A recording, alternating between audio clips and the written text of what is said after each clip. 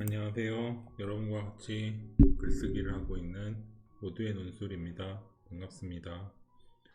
자, 이번에는 여러분들이 가장 많은 분포도와 그리고 어떤 기업에서도 물어보는 공통 질문이라고 할 수 있는 그 지원 동기 그리고 입사 후의 포부에 대해서 어떻게 작성해야 되는지를 좀 알려드릴게요.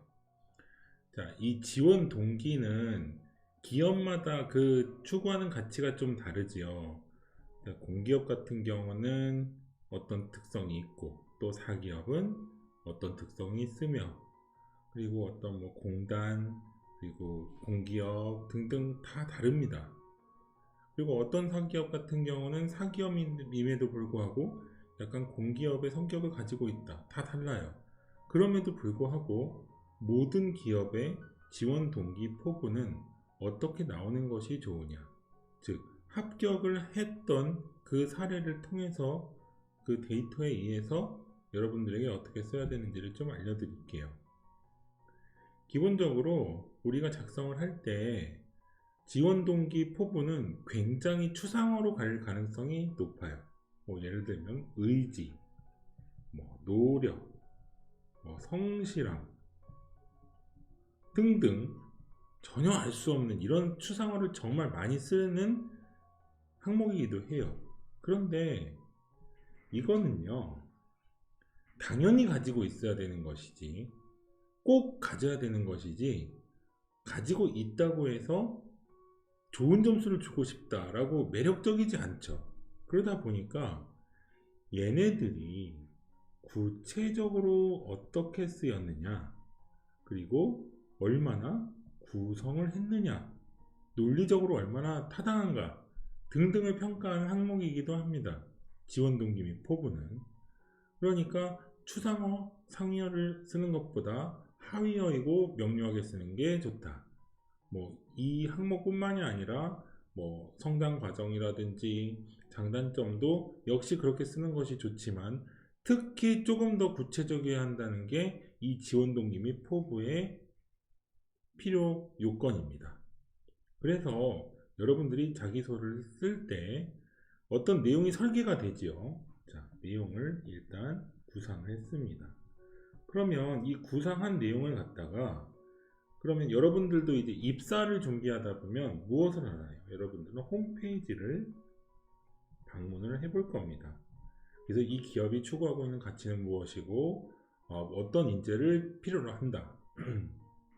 그런데 그 홈페이지에서 여러분들이 찾는 그 내용은 거의 대부분 채용, 인재, 상 등등일 겁니다. 물론 당연히 봐야 됩니다.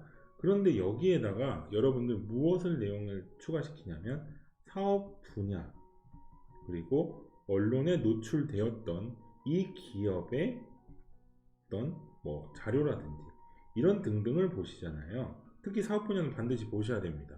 그래야 이 내용을 쓸 수가 있어요. 사업 분야와 어떤 노출 자료 등등을 봤을 때 이 홈페이지에 방문했던 기록 그리고 이 내용들을 같이 섞어 주셔야 됩니다. 즉 인재상, 채용하고 싶은 인재상과 이 부분을 공통점이 무엇이고 차이점은 무엇이고 그리고 자기가 가지고 있는 기본적 소양 중에서 내가 무엇을 할 수 있느냐를 가늠해 보셔야 돼요. 그래야 이 내용을 구상을 했다고 볼 수 있는 겁니다.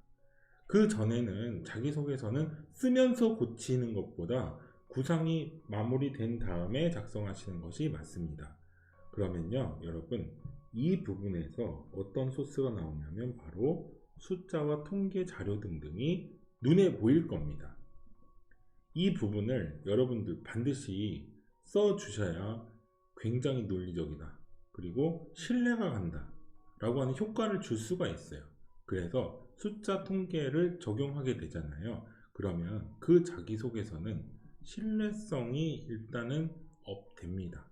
그리고 논리적으로 보여요. 그리고 통계라든지 이런 걸 활용했잖아요. 그러면 우리 회사의 홈페이지를 충분히 답습을 했고 이에 대한 자료도 찾아봤구나를 알 수 있는 계기가 되는 겁니다. 즉 그 명분을 주는 거예요. 그리고 여러분들 지원 동기 및 포부를 쓸 때, 그리고 뭐 성장 과정 등등을 쓸 때 이 어미는 절대 쓰면 안 됩니다. 이 어미는 보다 보면 어떤 느낌이 드나요? 우연성이 발견이 되죠. 이 우연성은요, 계획성으로 바꿔 주셔야 됩니다. 즉 뭐뭐 하다 보니까 이렇게 됐다, 어떻게 열심히 하다 보니까 이렇게 됐다, 보단 이렇게 하기 위해서 열심히 무엇을 했다가 훨씬 좋은 내용이라는 겁니다. 그러니까 계획이 있다 라고 하는 것과 우연히 됐다는, 우리 회사를 위해서 이런 노력을 했구나, 입사하고 싶어서 이런 과정을 거쳤구나를 보여주기 위한 자기소개서를 여러분들이 작성하셔야 된다는 겁니다. 자, 여기까지 이해가 됐죠? 자, 그 다음으로 넘어갈게요. 이게 가장 중요합니다. 프로젝트라고 하는 게 있죠. 자, 여러분들은 입사하고 나서 이 회사에서 어떤 보직을 받을지 모릅니다. 그럼에도 불구하고 하나의 프로젝트를 내가 내세울 수 있는 프로젝트가 있어야 됩니다.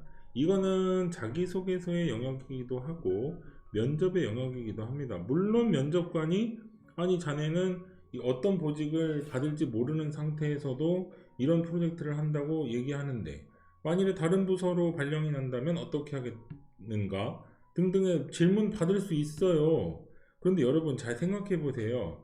여러분들이 입사해서 어떤 고위 관료라든지 아니면 고위층이 됐어요. 그런데 여러분들이 면접을 보거나 자기소개서를 읽게 됐습니다. 그러면 그 두 명의 인재를 한번 생각해 볼게요. 아, 나는 모든 면에서 뛰어나기 때문에 어떤 일을 맡겨도 잘한다 라고 하는 A가 있고요. 이 사람은 아마 이런 형태일 겁니다. 전체적인 완성도가 높은 인재. 자, B라고 하는 인재는 오각형이라기보다는 이런 인재가 있어요.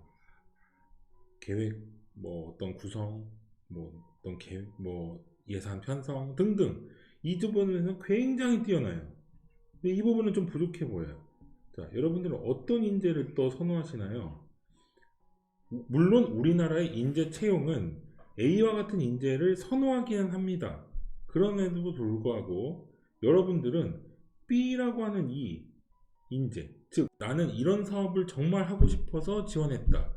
아, 내가 홈페이지에 살펴보니까 이런 사업들을 어떻게 하고 있는데 그 사업 분야는 내가 가지고 있는 이 소양을 반드시 필요로 하더라.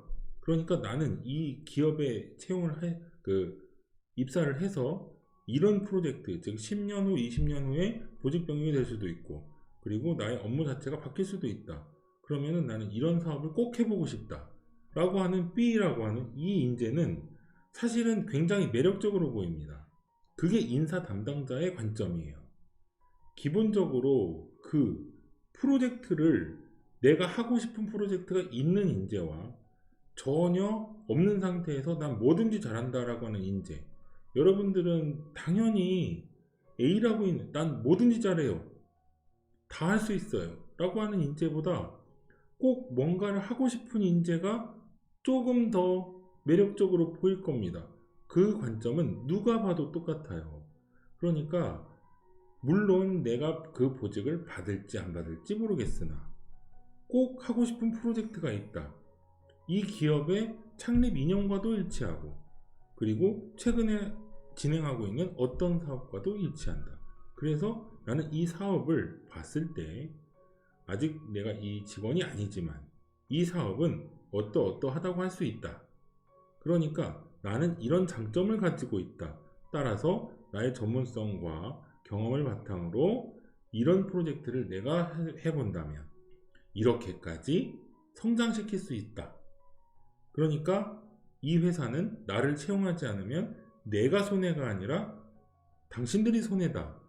이 정도의 어필 능력을 갖고 있어야 됩니다.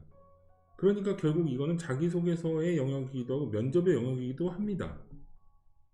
그러면 여러분들이 남은 건 뭘까요? 면접에서 보직을 발령받았을 때 그 보직이 아니라면 어떡할까? 그럼 거기에 대해서 어떻게 대응할지를 여러분들이 준비해 가면 매력적이기도 하고 대안을 제시할 수 있는 논리적인 인재가 되는 겁니다.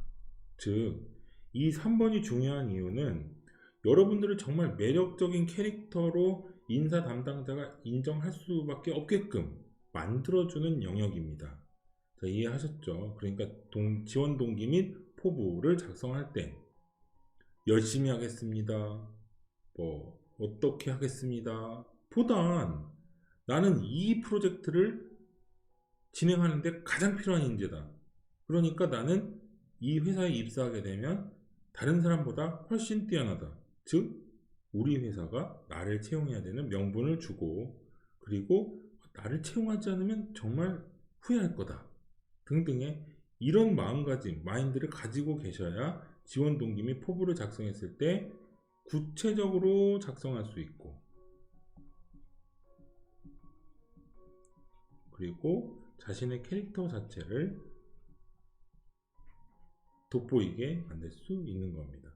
즉 여러분들 입사를 준비하시잖아요. 그러면 이 회사에서 내 장점을 최대한 발휘할 수 있는 하나의 프로젝트를 사업 분야에서 찾으셔서 이것을 어필하시면 충분히 좋은 점수를 받으실 겁니다.